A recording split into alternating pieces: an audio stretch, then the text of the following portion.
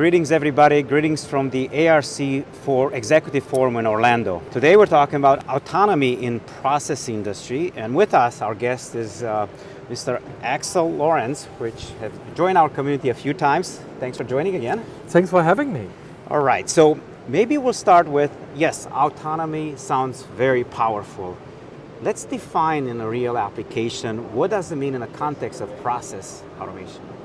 Well, autonomous production process industry really means that customers can run an autonomous production even though feedstock may change, energy supply is maybe variable with green energy and others, and they can still maintain the output. So this really gives them a lot of freedom, and this really helps them to optimize their production and their resources and meet the challenges that they have today.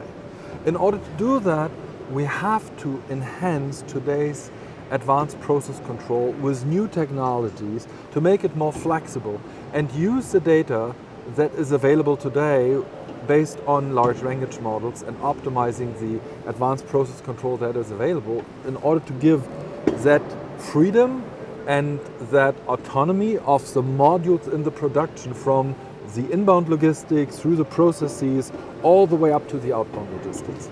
Thank you for that. Now, I know Siemens is a huge conglomerate. From your customer discussions with the big companies, perhaps put in the context, can you share one compelling example where autonomy is already making a huge difference? Well, let me share two examples, okay? And they're real life. Number one, we've been working with an end customer and a partner in Northern Europe for an offshore platform in the North Sea, off the coast. And the requirement really was, how can we use autonomy in order to reduce people on the platform, or let's say workers on the platform operating on the platform. So by building a truly self-learning and evergreen digital twin, we could increase safety at the same point of time, reduce personnel on the platform by providing more autonomous operation from onshore for the offshore platform. And that is really driving security, it is reducing costs because less people need to be helicoptered over.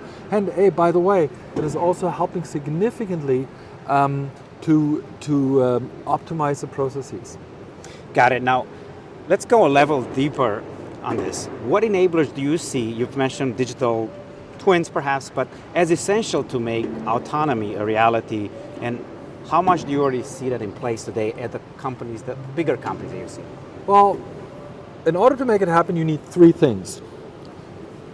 Number one, we do need the data, and we have to make the data available with large language model, and we have to enhance that automation, that advanced process control, which is number two. You have to do that as a software-defined automation because you will need this flexibility in those very autonomous cells that you want to automate and optimize. And then number three, and that is very important, is you need clear digital twins that you can operate this data with and the automation with. And this is not only a 3D visualization of your plant, it is a digital twin comprising all of the capabilities and sizes and media going through your plant. And you need a digital twin of your product and or of your process in order to describe what is going to be produced. And bringing that together, the data, the capabilities of advanced process control with the digital twins, with artificial intelligence, that is going to make the difference in the next level, in the next area of productivity in process automation, or let's say advanced process control, and in autonomous production. Thank you for those insights. Now let's switch the focus a little bit on maybe some of the smaller company, and what is the safest and more realistic first step towards autonomy that you see customer taking today, something that delivers value without risking safety or compliance for them? Well, I do see quite a wave going on in autonomous production. And I think to start very early, we can also already start helping operators in their job, in their operation, with large language models in order to make the operations that they do every day better. We can start small with operations, even in brownfield. Let me give you an example where with LyondellBasell, we do an optimization of the polymer production.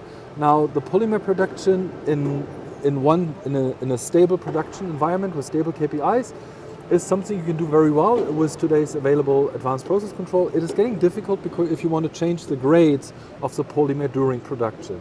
Now, by providing artificial intelligence, large language models combined with our advanced process control, we could optimize that and we could make this transition 30% faster in a very specific task in a brownfield for a single customer in less than a year. And I think this really makes the difference, and it shows that it doesn't need to be the whole holistic approach for an entire plant.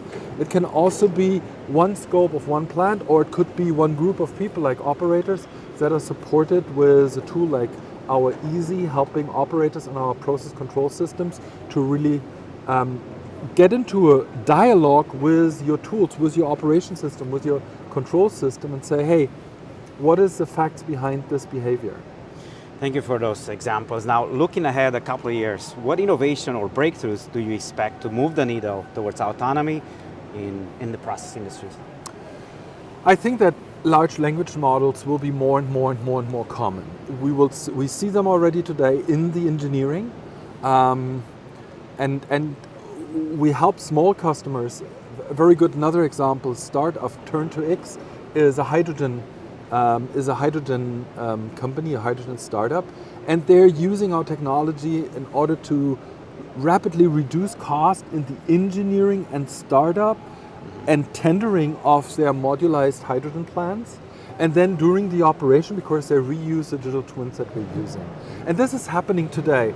So I think that this is happening very broadly, and for example, for the hydrogen industry, our hydrogen performance suite is actually providing all those benefits to customers in that industry, and I see those tools and those suites to develop also in different industries to help our customers to become more productive and more safe, more stable, and at the same point of time more flexible, because those are the challenges that process industry has today. As I said before, large language model, I see a change in the advanced process control using the new technologies like large language model to be more flexible and more autonomous in the production, using even reacting on different feedstocks or different production requirements.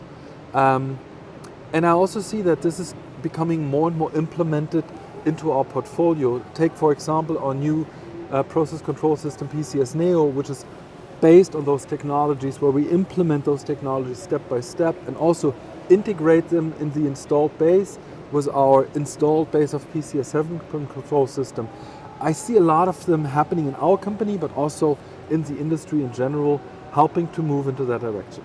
Thank you so much for your insights. And if you're in the audience and you'd like to learn more, you're here at ARC, feel free to go and see the demos here.